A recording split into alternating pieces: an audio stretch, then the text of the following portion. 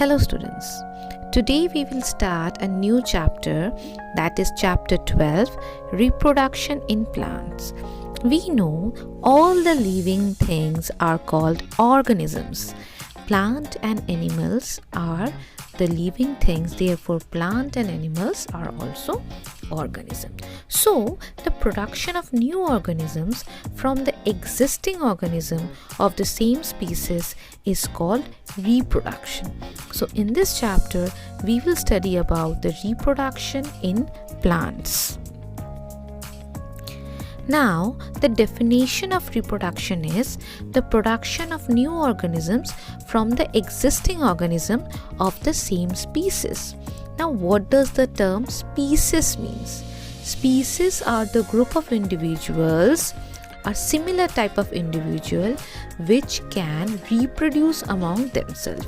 Like, if a cow will give birth to a calf, a dog will give birth to a puppy. A dog will not give birth to a calf. So you will see the group of individuals who are of similar kind, or you may think that from a mango seed you won't get a banana fruit or an apple.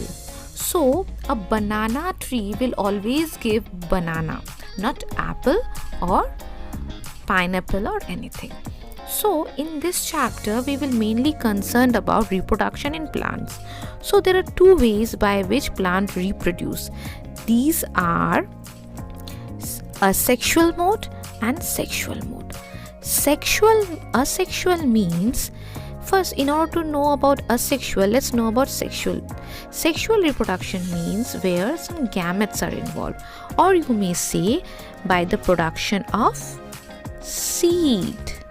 Plants reproduce by the production of seeds, then they are known as, then that process is known as a sexual reproduction. When the plants do not reproduce by producing seeds, then that is known as sexual reproduction. Know about asexual reproduction in plants in details. So what is asexual reproduction? The production of new plants from existing plant without the involvement of gametes is known as sexual reproduction. Now students, this type of reproduction is seen in case of rose plant, potato plant, onion plant, where no seeds are involved, whereas they grow from up the part of a plant, like they may grow from leaves, roots, stems. So these type of reproduction is known as asexual reproduction. What do you mean by sexual reproduction? The production of new plants from existing plants by the fusion of their gametes is called sexual reproduction. Now in case of sexual reproduction, seeds are involved and there is a fusion between two plants. See, in case of asexual reproduction, a single plant is involved, but in case of sexual reproduction, two plants, or there is an exchange of gametes. All the sexual reproducing plant have seeds and they grow from seeds. Examples are wheat, gram, maize, sunflower. Now let's know the different methods of asexual reproduction in plants. We will know about vegetative propagation, budding, fragmentation, and spore formation. Let's begin with vegetative propagation. But before that, you should know the different parts of a plant. And you should know about some simple terms. First, we have to know about some terms. What are these? First is node. What is node? Node is a point on the stem or branch of a plant where a leaf is attached. Birds are also present in the node region. See, this area is known as node, where the leaf is attached with the branch. Next is axil. What is axil? Axil is the upper angle between a leaf stalk and the stem. So in this case, this angle, if you want to know, is the axil. Okay, and the bud present in the axil is known as axillary bud. Now another term is bud. What does the term bud means? Bud is a compact knob-like undeveloped shoot consisting of a shortened stem and immature overlapping leaves. Buds are growing point of a plant. See, from the buds, see, this is the apical bud, this is the axillary bud, and this is the part from where a new leaf or new flower will emerge. So we have understood about node, axil and bud.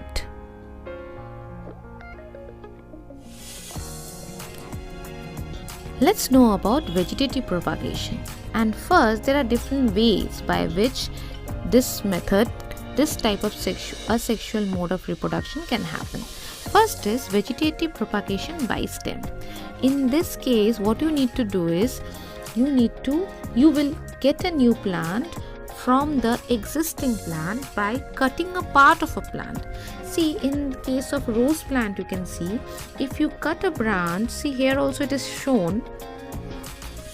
If you cut a branch, this branch, and then if you put it in a vessel or in a pot, then after some time it will start growing. This type of reproduction is known as vegetative propagation.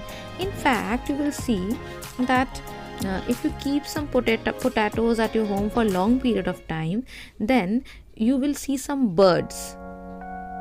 These are also known as eyes of potato or birds. So if you cut the potato in small pieces, and if the pieces have the birds, then if you put it inside the soil, then after some time a new seedling will emerge from that area.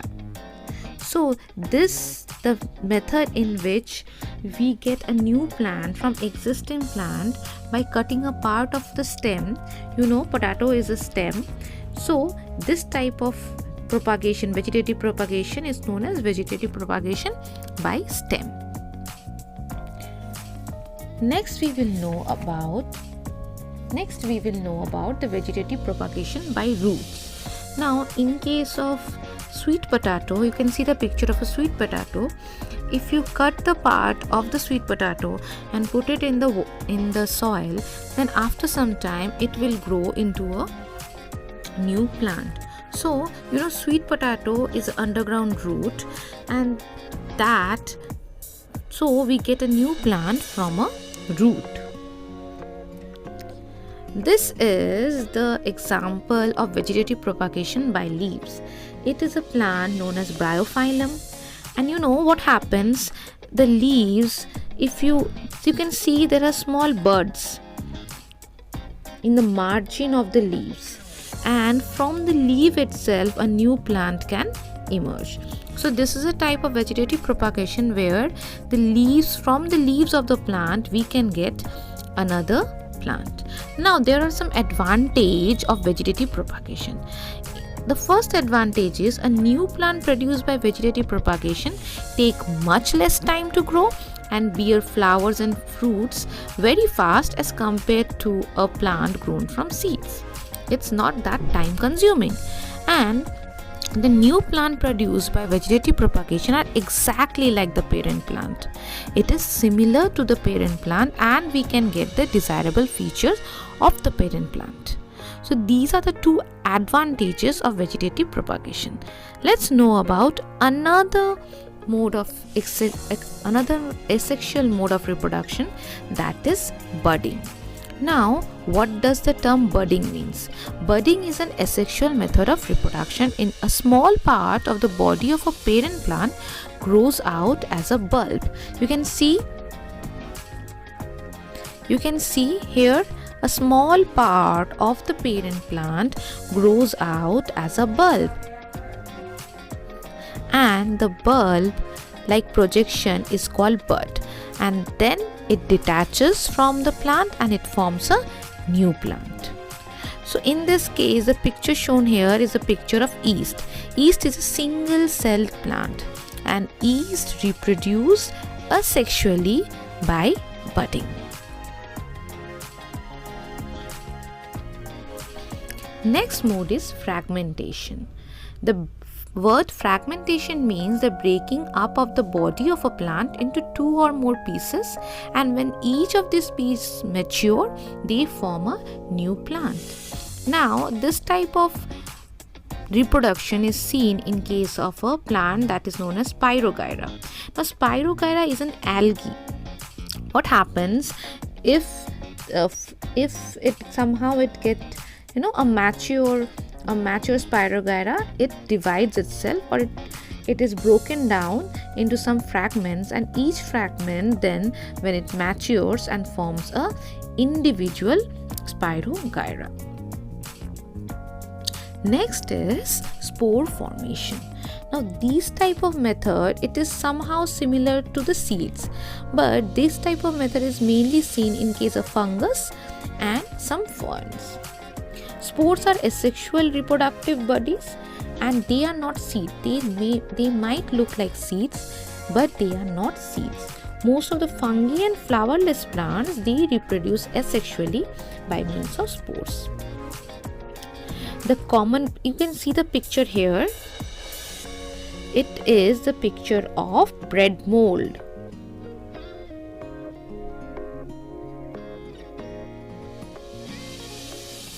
This is a picture of bread mold, and here they reproduce asexually by spore formation. See, you will often have this observation: if you keep some food somewhere or a bread for a long period of time, after some days you will find it will become green, and later on it will become black due to the formation of bread molds. So have you ever wondered from where these bread molds are coming? Actually, you will see the picture here. It's a bulb-like structure known as sporangium, and when it bursts, spores comes out and they get dispersed in the air. And there are so many spores present in the air. When these spores land over a wet surface or a bread, then from there they develop the plant.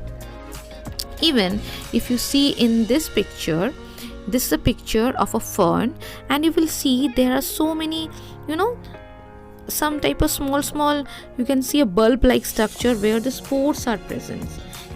These are known as sori, the cluster of spores. They are actually the cluster of spores. They are also sporangia, and they are known as sori, S-O-R-I, sori, and they also reproduce in the same way. From the sories, the spores disperse in the air, and whenever they fall over a ground, a new plant is evolved from there.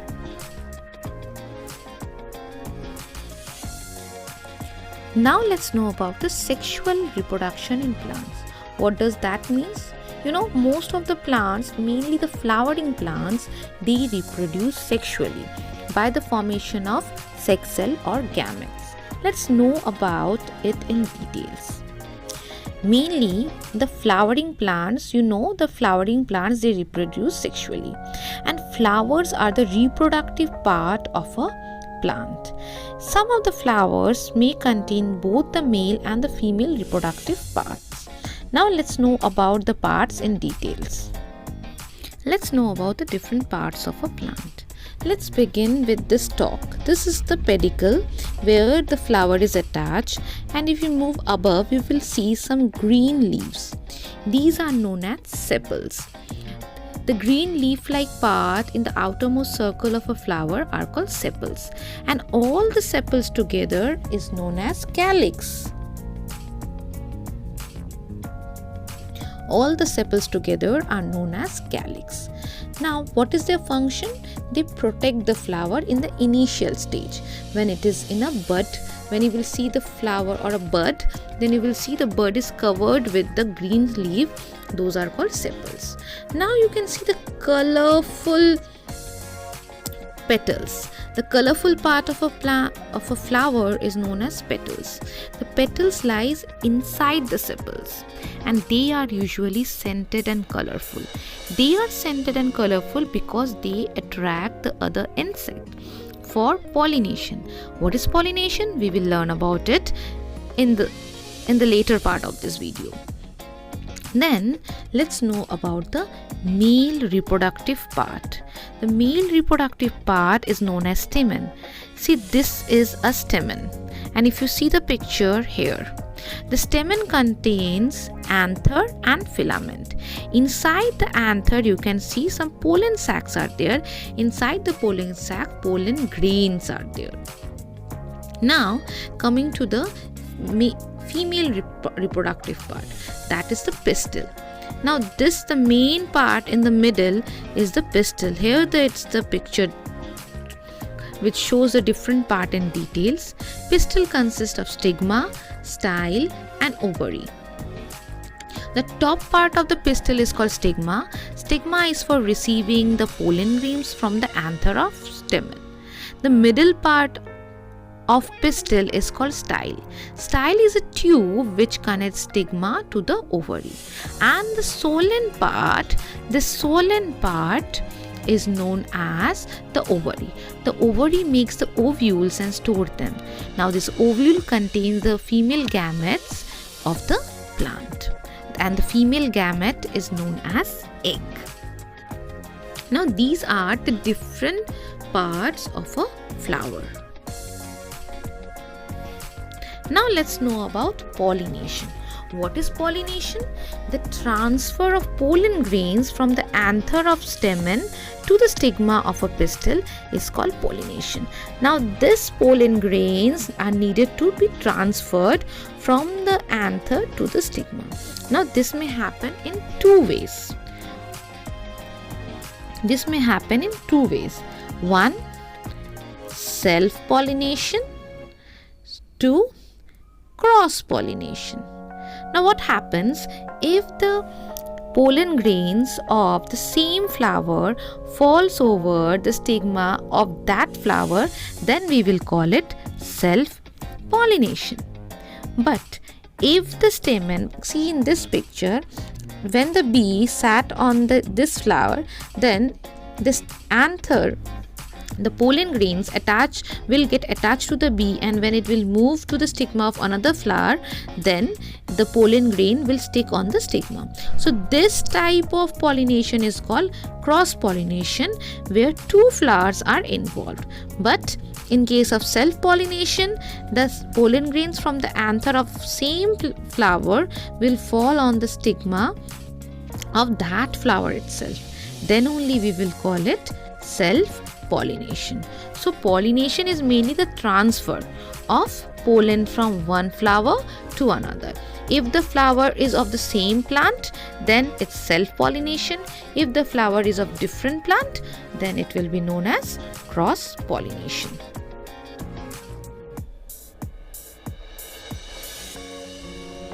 Now let's know about another important process, that is known as fertilization. What is fertilization? The process in which the male gamete present in the pollen grains fuses with the female gametes present in the ovule to form a new cell called zygote, and this is called fertilization. So we have known about pollination. Pollination is just the transfer of pollen from the anther to the stigma. Now the pollen is over the stigma. Then what happens? You will see when it will fall over the stigma, then it will develop a pollen tube. Can you see a pollen tube? And this pollen tube will reach the ovary, and when it will reach the ovary, then the gamete present in the pollen grain will fuse with the female gamete, that is the ovum, and this fusion will result in the formation of zygote or fertilized egg, and this process is called fertilization. After fertilization, the ovules will get converted into the seeds, and the ovary will form the fruit. You have to keep in mind ovules will be converted into seeds. Ovules, seed, ovary, fruit.